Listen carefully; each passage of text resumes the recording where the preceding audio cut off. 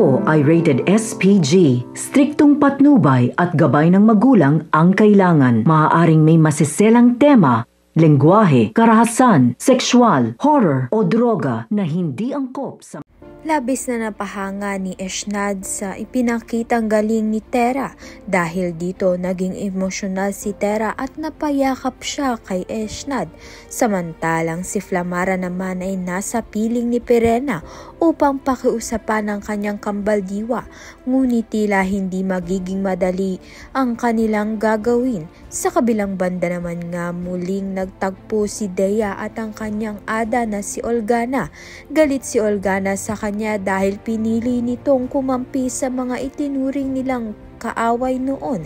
Gayunpaman matatag si Dea sa kanyang paninindigan bilang tagapagmana ng brilyante ng hangin, kaya't hindi niya susundin ang kagustuhan ni Olgana. At ngayon, nagbalik na rin ang bagong henerasyon ng mga sangre. Kasama na nila ngayon ang kanilang kambal diwa na nagsisilbing dagdag lakas at kaagapay sa kanilang pakikipaglaban. Sa nalalapit na digmaan ay handa na nga ang bagong henerasyon ng mga sangreng lumaban. Kaya naman nga't yan at iba pa ang dapat nating pakaabangan. Maraming salamat sa iyong panunood.